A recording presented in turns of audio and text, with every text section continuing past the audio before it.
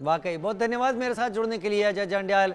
इस जानकारी के साथ आपका। अजय जंडियाल लगातार बता रहे थे कि क्या वहां पर महसूस किया जा रहा है सेना के बीच में।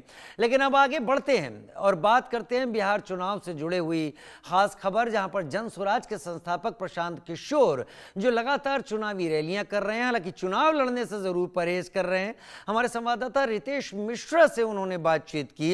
इस दौरान प्रशांत किशोर ने बीजेपी पर जमकर निशाना साधा।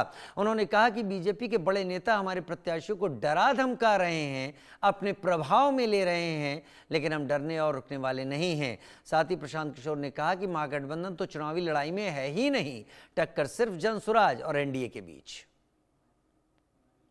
हमारे साथ प्रशांत किशोर हैं। चुनाव की तैयारियों में पूरा बिहार जुड़ा हुआ है। प्रशांत किशोर भी सामने आ रहे हैं और कई किस्तों में आरोप प्रत्यारोप जारी है। आज तो बहुत बड़ा आपने खुलासा कर दिया केंद्रीय गृह मंत्री अमित शाह पर। नहीं, मैंने क्या खुलासा किया? मैंने सिर्फ ये बताया, मैं पिछले 4-5 दिनों से देख रहा था कि ये लोग क्या कर रहे हैं। बिहार में पहले बूथ लूटा जाता था लालू जी के जमाने में। वोटरों को कहा जाता था तुम वोट नहीं दे सकते हो, हमारी लाठी है, हम वोट तुम्हारे बदले में देंगे। 2020 के चुनाव में पहली बार रिजल्ट लूटा गया, जब लास्ट के 15-20 सीटों में क्लोज कॉन्टेस्ट हुआ, सरकार ने दबाव बनाया, अपने पक्ष में परिणाम घोषित करा दिए। अब पहली बार नया ट्रेंड शुरू हुआ है पूरे देश में, जहां उम्मीदवार लूटे जा रहे हैं। पहली बार उम्मीदवार लूटे जा रहे हैं इस देश के इतिहास में। आज तक ऐसा नहीं हुआ कि भारत के गृह मंत्री, भारत के शिक्षा मंत्री यहां आकर उन उम्मीदवारों से जो कि जनसुराज के प्रत्याशी हैं, सीधे जाकर मिल रहे हैं, उन पर आर्थिक, सामाजिक और अन्य तरह के दबाव बनाकर उनसे नामांकन वापस कराया जा रहा है। इनको ऐसा लगा कि ये करने से जनसुराज का मनोबल टूटेगा। जनसुराज का मनोबल टूटने वाला नहीं है। 243 में आपने 3 उम्मीदवारों को डराकर अपने साइड कर लिया या जनसुराज से उनको अलग कर दिया, लेकिन देश ने यह भी देख लिया कि आप कितने डरे हुए हैं। आखिर आप इतना डरे हुए क्यों हैं? एक और आप कह रहे हैं कि जनसुराज की कोई ताकत नहीं है, और दूसरे ओर भारत के गृह मंत्री आकर जनसुराज के उम्मीदवार को अपने साथ दिन भर बैठाए हुए हैं। ये देखिए भारत के गृह मंत्री हैं, और ये है मुटुर शाह जो दानापुर से हमारे प्रत्याशी, जनसुराज के प्रत्याशी। तो कहा जा रहा था कि किडनैप हो गए हैं, इनको कोई उठा लिया। लोगों ने हल्ला ये मचाया कि मुटुर शाह नामांकन के अंतिम दिन कहाँ हैं, जनसुराज के प्रत्याशी नामांकन नहीं कर पाए। लोगों ने बताया कि वहाँ एक बाहुबली नेता राजद के लड़ रहे हैं, रीतलाल यादव, उन्होंने किडनैप करा लिया। और जब तस्वीरें आई तो पता चला कि मुटुर शाह भारत के गृह मंत्री अमित शाह और धर्मेंद्र प्रधान इनके साथियों के साथ बैठे हुए हैं। तो आप बताइए कि भारत के गृह मंत्री किसी राजनीतिक दल के उम्मीदवार को नामांकन के अंतिम दिन, जब उसको नामांकन करना है, उसको अपने साथ बैठा लेंगे, तो इससे बड़ा अपराध क्या हो सकता है? आप बता लीजिए। और ये एक घटना नहीं है, ये देखिए जो मैंने आज बताया दूसरी घटना। डॉक्टर सत्य प्रकाश तिवारी ये ब्रह्मपुर से ये लड़ रहे हैं वहां के एक बाहुबली नेता हुलास पांडे के खिलाफ। 3 दिनों तक इन्होंने प्रचार किया। ये धर्मेंद्र प्रधान है, ये भारत के शिक्षा मंत्री हैं, भाई देख लीजिए, ये शिक्षा मंत्री हैं, ये भारत के शिक्षा मंत्री हैं। ये है डॉक्टर सत्य प्रकाश तिवारी। ये हमारा फोटो एडिट किया हुआ नहीं है, रात में इनके घर पे बैठकर इन पर दबाव बनाकर इनसे नामांकन वापस कराया है। तो मेरा ये कहना है कि भाई, लालू यादव के बूथ लूटने पर आप जंगल राज कहते थे, आप तो उम्मीदवार ही लूट रहे हैं। उम्मीदवारों के चयन में आपने लगा नहीं, और इलेक्शन कमीशन कोई आचार संहिता नहीं है। एक वोटर को अगर आप वोट देने से रोक दें तो आचार संहिता का उल्लंघन है, लेकिन किसी प्रत्याशी को आप लड़ने से रोक रहे हैं, इस पर इलेक्शन कमीशन कुछ नहीं बोलेगा। इसलिए हम लोगों ने कहा कि कल हम लोग आज प्रेस के माध्यम से बिहार की जनता को बताया है, कल इलेक्शन कमीशन जाएंगे, वहां पर इस बात को रखेंगे। हमें मालूम है कोई कार्रवाई नहीं होगी, लेकिन पूरे बिहार के लोग ये देख रहे हैं कि पहली बार ये इतने डरे हुए हैं, भाजपा के लोग, इतने एनडीए के लोग डरे हुए हैं कि चुनाव लड़ना, जीतना, हराना तो छोड़ दीजिए, पूरी ताकत लगाकर उम्मीदवारों को ही मैदान से उठाया जा रहा है। आपने पूरी स्कैनिंग की, लगातार हमने आपके प्रेस कॉन्फ्रेंस को किया है, कई बार इंटरव्यू भी आपका लिया। आपने कहा कि हमारे उम्मीदवारों को, और मैंने देखा भी है कि किस तरीके से उम्मीदवारों का सिलेक्शन आपने किया, लंबा चौड़ा फीडबैक लिया। उसके बाद ये उम्मीदवार क्यों डर जा रहे हैं, क्यों लालच में आ जा रहे हैं? लालच नहीं है। आप बताइए कि अगर आपका बच्चा अमेरिका में है और उस बच्चे को वहां पर कोई पकड़ ले, बैठा ले, और उसको ये बोले कि अपने पिताजी को बोलो विड्रॉ करने के लिए, क्योंकि नहीं तो बूढ़े आदमी का जीवन हराम हो जाएगा, तो क्या करेगा वो लड़का, क्या बोलेगा कि छोड़िए पिताजी, जो होगा सो होगा, आप इस पछड़े में मत पड़िए। कोई ये जो डॉक्टर सत्य प्रकाश तिवारी हैं, ये आई स्पेशलिस्ट है, चुनाव लड़ रहे हैं, इनके घर पर धर्मेंद्र प्रधान को जानने का क्या लोकस है, ये बता दीजिए। क्यों गए थे आप उनसे, क्यों गए थे मिलने, ये बता दीजिए। कुछ लोग कह रहा है कि ये भाजपा के बैकग्राउंड के हैं, ठीक है भैया, भाजपा के बैकग्राउंड के हैं तो आप उनको बुला लेते, वो विड्रॉ कर लेते। आप उनके घर पर जाकर क्यों उनसे नामांकन वापस कराया, ये बता दीजिए हमको। मुटुर शाह जो दानापुर से एक बाहुबली के खिलाफ चुनाव लड़ने को तैयार थे, उनको अमित शाह ने अपने साथ उस दिन, जिस दिन उनका नामांकन का अंतिम तिथि था, क्यों दिन भर बैठाए हुए थे, ये बता दीजिए। एक और सवाल है मेरा, जिस तरीके से आप चाहे बीजेपी के सम्राट चौधरी हो, विजय सिन्हा हो, सभी पर आपने सवाल उठाया है, दिलीप जायसवाल हो, अब अमित शाह, उन पर बोलने से पहले विपक्ष के लोग, आप देख लीजिए कि बिहार में महागठबंधन के लोग खुल के नहीं बोल पाते हैं, महागठबंधन की स्थिति पर क्या बोलेंगे और अब लड़ाई कैसे देखते हैं? भाई हम पहले से कह रहे हैं कि लड़ाई एनडीए और जनसुराज में है। ये भाजपा वालों को, एनडीए को सूट करता है कि महागठबंधन को बड़ा बताओ, ताकि लोग महागठबंधन के डर से इनको वोट देते रहे। मैं तो यही बात कह रहा हूं ना, पिछले 20-25 सालों में एनडीए के लोग सिर्फ इस नाम पर वोट लेते रहे हैं कि हमको वोट दो, हमको वोट नहीं दोगे तो लालू यादव आ जाएंगे, लालू का जंगल राज आ जाएगा। तो जब जनसुराज की व्यवस्था बन गई, तब लोग कह रहे अच्छा ठीक है, लालू का जंगल राज नहीं चाहिए आपको, आप भी नहीं चाहिए, जनसुराज को वोट देंगे, तो इनको डर लग रहा है। जब आप हुलास पांडे जैसे बाहुबली नेता को, लोगों कह रहे हैं कि एक लालू के डर से हुलास पांडे जैसे बाहुबली नेता को वोट दीजिए, तो लोग तो नहीं वोट देना चाहते हैं। उनके सामने डॉक्टर सत्य प्रकाश तिवारी का विकल्प है, तो भाजपा को उससे डर लग रहा है। तो भाजपा ने सत्य प्रकाश तिवारी को जाकर घेरा, उनसे नामांकन वापस कराया।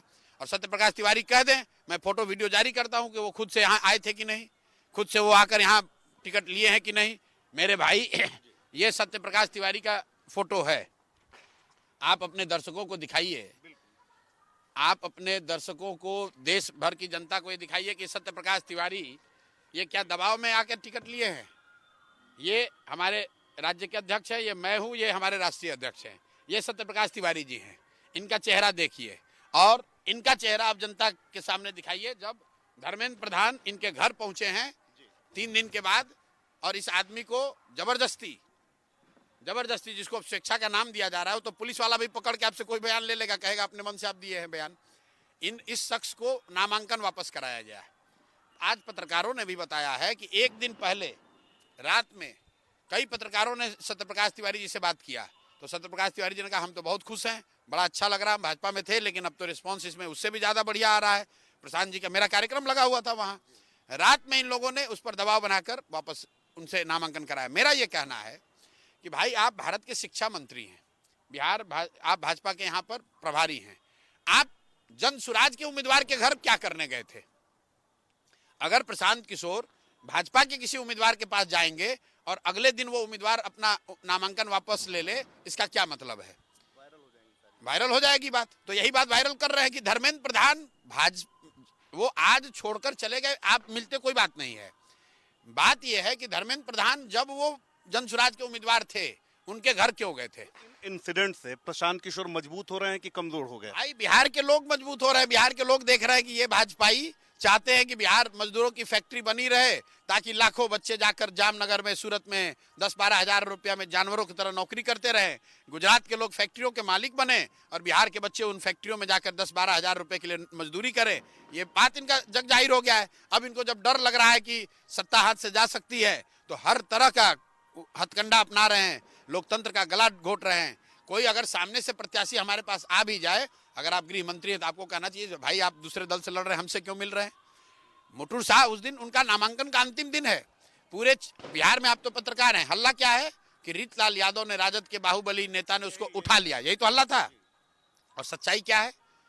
अगर रीतलाल यादव ने उनको उठाया तो रीतलाल यादव को आप बाहुबली बताएंगे, और उसको उठाकर बैठाने वाले अमित शाह हैं जो देश के गृह मंत्री हैं, तो उनको आप क्या बताएंगे? जितने आरोप लगा रहे हैं बीजेपी का, चाहे वो एक छोटा प्रवक्ता हो या बड़ा नेता, सब एक साथ आ जाते हैं।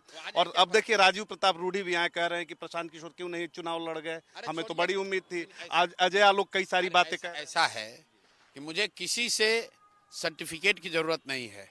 प्रशांत किशोर ने 3 वर्ष में जो यहाँ व्यवस्था खड़ी की है, वो बड़े बड़े नेताओं की हिम्मत नहीं पड़ी है कभी करने की। और मुझे किसी को अपना बल, अपनी ताकत, अपना चरित्र नहीं दिखाने की जरूरत है, बिहार की जनता को दिखाने का जरूरत है। बिहार की जनता देख रही है, अभी 10 दिन में दूध का दूध पानी का पानी हो जाएगा। अगर जनसुराज की कोई ताकत नहीं है तो जनसुराज के एक क्षेत्र के प्रत्याशी को अमित शाह जी और धर्मेंद्र प्रधान उनके घरों में जाकर उनको लड़ने से क्यों रोक रहे हैं? मैं तो सीधा सवाल पूछ रहा हूं। चलिए हम लोग सब गलत हैं, तो फिर जनसुराज के प्रत्याशियों के घर गृह मंत्री और एजुकेशन मंत्री, शिक्षा मंत्री जाकर उनसे नामांकन वापस क्यों करा रहे हैं? ये बता दें ये लोग बिहार की जनता को। महागठबंधन को सर कैसे देख रहे हैं? न सीट शेयरिंग के बाद आप देखिए कि फ्रेंडली फाइट, ये कौन सी फाइट है? उसके बाद आप देख लीजिए कि नॉमिनेशन रद्द हो रहा है, नॉमिनेशन वापस हो रहा है। क्या कहेंगे, लड़ाई में है? मैंने महागठबंधन के लिए शुरू से कहा है, इनका कुछ नहीं है, उसमें एक राजद डोमिनेंट फोर्स है, वो लोग जो चाहते हैं वो करेंगे, वही उन्होंने किया। जिसको मन हुआ उसको सीट दिया, जिस मन पर हुआ अपना कैंडिडेट खड़ा कर दिया। और कांग्रेस को यही बात तो मैं बता रहा था कि भाई आप राजद के पिछलग्गू दल बन के रहिएगा, आपका कुछ नहीं हो सकता है। आज कांग्रेस के नेतृत्व को लग रहा होगा कि कैसे उनको धोखा दिया गया। आज मुकेश सहनी जी को लग रहा होगा कि कैसे राजद ने उनका फायदा उठाया। और जिन 15 सीटों पर बात की, डिप्टी सीएम बनाना और 35 सीट देना, ये सब बात कह रहे थे मुकेश सहनी जी, आज उनको 11 सीट भी नहीं मिला। जिन सीट पर उनको दिया गया है उस पर भी अपने उम्मीदवार राजद ने खड़े कर दिए हैं। तो जब आप अपनी तैयारी नहीं करेंगे, अपने बल पर नहीं रहेंगे, राजद के भरोसे रहेंगे, तो राजद वालों का जो मन, राजद तो हमेशा से कांग्रेस को यही करता रहा है, ये कोई नई बात थोड़ी है। 30 वर्ष से लालू जी जो सीट मन होता है वो कांग्रेस को देते हैं। लेकिन आश्चर्य की बात यह है कि कांग्रेस कभी इससे सीखती नहीं है। फिर ये कांग्रेस राजद के पिछलग्गू दल बनकर ही रहेंगे। इसलिए ये खुद मेहनत नहीं करना चाहते हैं, खुद प्रयास नहीं करना चाहते हैं कि राजद के कंधे पर बैठ के हम बिहार की बैतरणी पार लगा लें। तो हो नहीं सकता है भैया। कंधा अगर राजद का मजबूत है तो उनका मन होगा तो आपको कंधे पर बैठाएंगे, नहीं मन होगा तो नीचे उतार देंगे। 2 सवाल सर मेरे हैं चलते चलते। एक सवाल ये है कि जैसे चुनाव से पहले ही देखिए कई सारे कैंडिडेट्स नॉमिनेशन वापस ले रहे हैं, कई बीजेपी को समर्थन आपके कर रहे हैं। ये कैसे आश्वस्त किया जाए कि जब चुनाव आप जीतते हैं, अच्छी खासी सीटें आएंगी, तो वो ऐसे कैंडिडेट्स नहीं होंगे जो जाके उन्हें समर्थन करें? ऐसी बात है कि बहुत सारे नहीं, 243 कैंडिडेट्स में 3 ऐसी घटना हुई है। और तीनों घटना में मैं आपको दिखा रहा हूं कि क्या हुआ है। देश का गृह मंत्री, अगर आप मान लीजिए चुनाव लड़ रहे हैं, आपको नामांकन करने जाना है, उस दिन आपको भारत के गृह मंत्री बुलाकर अपने घर बैठा लें, अब क्या कीजिएगा? देश का शिक्षा मंत्री यहां आकर आपके घर बैठ जाए, आप डॉक्टर हैं, आपका घर है, परिवार है, सगे संबंधी हैं, आप बताइए नहीं डराया जा रहा है तो डॉक्टर साहब को क्या मजबूरी थी जनसुराज से लड़ने की? और उनकी क्या मजबूरी है कि उन्होंने वापस ले लिया? उनसे जाकर आप पूछ लीजिए, जाकर इंटरव्यू लीजिए उनसे। डॉक्टर साहब से पूछिए कि भाई ऐसा क्या हो गया जो आप नामांकन वापस ले लिए? और धर्मेंद्र प्रधान आपके यहाँ आए थे तो क्यों आए थे? अगर वो भाजपा के कार्यकर्ता थे तो धर्मेंद्र प्रधान उनके घर पहले जाते, उनको मना लेते कि भाई जनसुराज से मत लड़ो। लेकिन जनसुराज से जब वो उम्मीदवार बन गए, 3 दिन प्रचार कर लिया, तब उन पर दबाव बनाकर उनके घर बैठकर आप उनका कैंडिडेचर वापस ले रहे हैं। तो बिहार की जनता देख रही है कि जैसे पहले बूथ लूटा जाता था वैसे अब उम्मीदवार लूटे जा रहे हैं। और यही भाजपा का चाल चरित्र चेहरा है जिसकी ये लोग बात करते हैं। अगर लालू जी के राज को जंगल राज बताइएगा तो इस राज को क्या कहिएगा, ये जनता को तय। प्रशांत किशोर नहीं ना डर रहे हैं? हमको डरने की क्या जरूरत? अगर हम डरते तो ये बोल रहे होते। अब फिर निकलेंगे फील्ड में। कई सारी किस्तें जो हैं वो कल निकल रहे हैं। किसी से नहीं डरते हैं, ऊपर वाले से डरते हैं, बिहार की जनता से डरते हैं, उस विश्वास से डरते हैं जो बिहार के लाखों लोगों ने मेरे पर किया है कि उस विश्वास पर खरे उतरे। अगर न उतर पाए उसका डर है, और कोई डर नहीं है, न जीतने का, न हारने का, न सत्ता का, न विपक्ष का। सिर्फ और सिर्फ बिहार का सुधार चाहते हैं। 3 बरस अपना जीवन का सब कुछ दांव पे लगाया है, अपनी हड्डी गलाई है।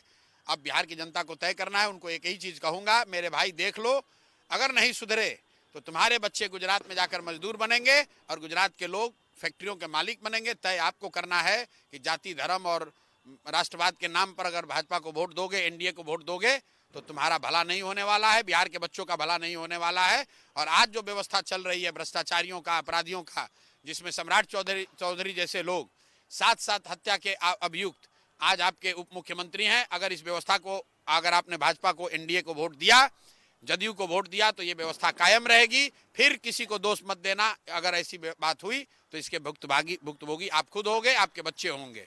बहुत बहुत धन्यवाद। तो हमारे साथ प्रशांत किशोर जी थे, जिन्होंने साफ तौर पर कहा कि इन्हें किसी से डर नहीं है, इन्हें सिर्फ बिहार की चिंता है। अब देखने वाली बात होती है कि बिहार की जनता किस पर भरोसा करती है, लेकिन एक बात तो तय है कि बिहार की लड़ाई को प्रशांत किशोर ने काफी दिलचस्प और चुनौतीपूर्ण बना दिया है। राजेश के साथ रितेश मिश्रा, इंडिया न्यूज, पटना।